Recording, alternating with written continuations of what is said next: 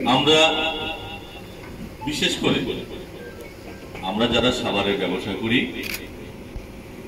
আমরা অলওয়েজ চিন্তা করি সরকারের বিধিবিধানগুলো মেনে ব্যবসা করে।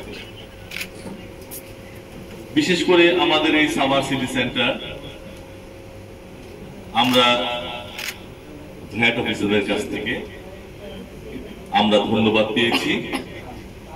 আমরা এই কর কর্মকর্তাদের কাছে ধন্যবাদ পেতে চাই।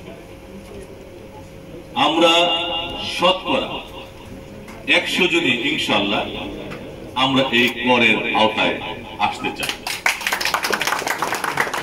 এবং আমরা নতুন একটি দেশ পেয়েছি যেটাকে বলে স্বাধীন দেশ।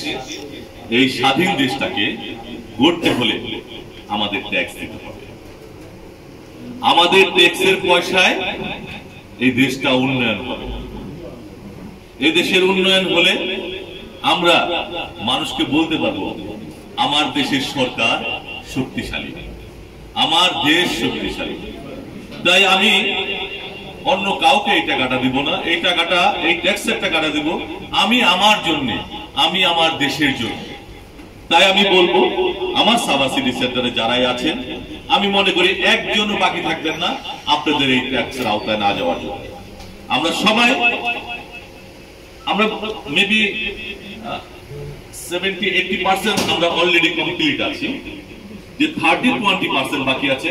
ইনশাআল্লাহ আজকে কালকের মধ্যে আমরা 100% হয়ে যাব আপনাদের এই করের আওতায়। তাই আমি আমার বক্তব্য দীর্ঘায়িত না করে আমি আমার বক্তব্য এখানে শেষ করছি। সবাইকে ধন্যবাদ। আসসালামু আলাইকুম। কনসার্ন যে সাভারের যে সার্কেল গুলো আছে তার দায়িত্বপ্রাপ্ত জয়েন্ট কমিশনার আমাদের এখানে 5টা সার্কেল আছে, এটা তার একটা মার্কেট। তো আমি কিছু মেসেজ আপনাদের দিতে চাই যে আপনারা জানেন আমাদের এই বিষয়ে স্পট অ্যাসিস্ট্যান্ট সম্পর্কে অলরেডি আলোচনা করেছে আমাদের অফিসাররা। আমরা নতুন করতা বৃদ্ধি করতে চাই। আমরা আশা করি যে আজকে আমরা অনেকেই স্পট অ্যাসেসমেন্টের মাধ্যমে অনেকেই আমরা নতুন টিআইন দিব, যারা রিটার্ন দেয় নতুন করদাতা তাদের রিটার্ন দিতে সহায়তা করবো। আর কিছু বিষয় আপনারা মানে যেমন আমি কালকে প্রথম এই মার্কেটে এসে প্রস্তুতি স্বরূপ আমি বললাম আমি কোনো দোকানেই পাইনি, মানে ইনকাম ট্যাক্সের সার্টিফিকেটটা পাইনি। ভ্যাটটা অনেক জায়গায় পেয়েছি, হয়তো আমাদের লোক স্বল্পতার কারণে সেটা করা সম্ভব হয়নি। আপনাকে প্রতি বছর আয়কর রিটার্নটা জমা দিতে হবে। অনেকের কনফিউশন থাকে আমার তো ইনকাম ট্যাক্স হওয়ার কথা না, আমার তো ইনকাম এমন না যে আমার ট্যাক্স দিতে হবে, তাহলে আমি কেন রিটার্ন জমা দিই? মনে রাখতে হবে যখনই আমি আইডেন্টিটি তৈরি হয়েছে আমার ট্যাক্স হতে পারে না, না এবছর না হবে আগামী বছর হবে, আগামী বছর হয়েছে তারপরের বছর ব্যবসা ভালো না ট্যাক্স হবে না, হতেই পারে এরকম। এমন না যে ট্যাক্স দিতে শুরু করলে আমাকে ট্যাক্স দিতেই হবে, হতেই পারে সেই সিচুয়েশন। এরকম পরিবেশ পরিস্থিতি যদি তৈরি হয় তখন আবার আয়কর রিটার্নটা দাখিল করতে হবে। তো যাই হোক, আমি জানতে পেরেছি যে আমাদের এখানে অনেক হোমওয়ার্ক হয়েছে। আমাদের অসংখ্য ধন্যবাদ সাভার টিমকে যারা খুব নিরলসভাবে পরিশ্রম করেছে এবং অবশ্যই আপনারা সহযোগিতা না করলে সেটি সম্ভব হতো না।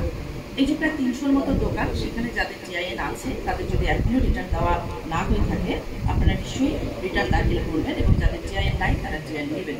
এবং অলরেডি বলেছেন আমাদের রেঞ্জ ফ্লোর বাধ্যবাধকতা আছে ভ্যাটের সাথে সাথে আমাদের টিআইএন আমরা যে রিটার্ন দিয়েছি সেটার অ্যাকনলেজমেন্টটাকে আমরা ঝুলিয়ে রাখবো। এইটা যদি আমরা না করতে পারি, এই যে আমরা আপনাদের কাছে এসেছি বুঝলাম, এরপরে আমাদের অব্লিগেশন তৈরি হয়ে যাবে। আপনারা যদি এটা না পরিশ্রম করেন তখন জরিমানার বিধানে চলে যাবে। আমরা কখনো সেখানে যেতে চাই না। আমরা চাই করদাতাদেরকে যদি আমরা বলি, আমরা যদি তাদের কাছে রিচ করতে পারি, যদিও নাগরিক হিসেবে আমাদের দায়িত্ব যে দেশের আইনটা আমার জানা।